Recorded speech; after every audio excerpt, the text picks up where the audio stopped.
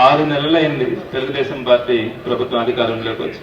ఎవరు కూడా ఊహించలా ఇన్ని సీట్లు ఇన్ని ఓట్లు తెచ్చుకొని కేవలం 4 నెలల్లోనే ఇంత వ్యతిరేకత మూట కట్టుకుంటారని, ఏ ఒక్క చెప్పినటువంటి హామీలు కూడా నెరవేర్చకుండా ఇంత అబద్ధాలు కూడా చెప్పొచ్చని భారతదేశంలో నిరూపించినటువంటి ఏకైక వ్యక్తి బొత్స చంద్రబాబు నాయుడు గారు అవుతారు.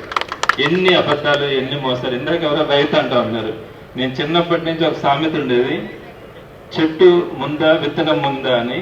మరి చంద్రబాబు నాయుడు చూస్తుంటే అనాలనిపిస్తుంది, అబద్ధం ముందా చంద్రబాబు ముందా అని.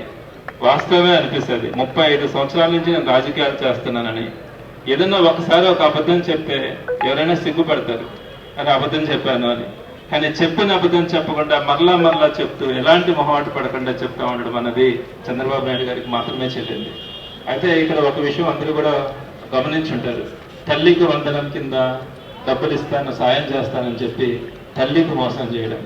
అలానే ఆడబిడ్డ నిధి కింద ప్రతి ఆడబిడ్డకి సంవత్సరానికి 18,000 ఇస్తానని ఆడబిడ్డల్ని మోసం చేయడం.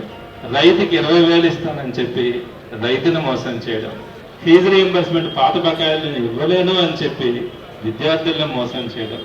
నిరుద్యోగ భృతి ఇస్తానని చెప్పి నిరుద్యోగుల్ని మోసం చేయడం. వచ్చిన వెంటనే ఐఆర్ని ప్రకటిస్తానని చెప్పి ఉద్యోగుల్ని మోసం చేయడం.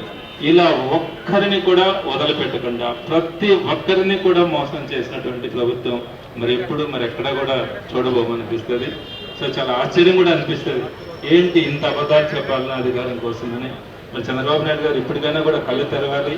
రాబోయే రోజుల్లోనైనా కూడా ఆయన చెప్పినటువంటి హామీలని నెరవేర్తించాలని చెప్పి వైఎస్ఆర్సీపీ డిమాండ్ చేస్తుంది.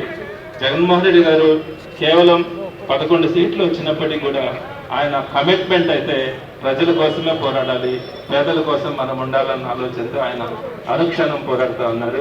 ఆయన వెంట మనం అందరం నిలబడి ఏదైతే తెలుగుదేశం పార్టీ ఇచ్చినటువంటి హామీలని నెరవేర్తించుకోవడంలో అందరూ కూడా పోరాడదామని మీ ద్వారా అందరికీ కూడా తెలియజేస్తాం.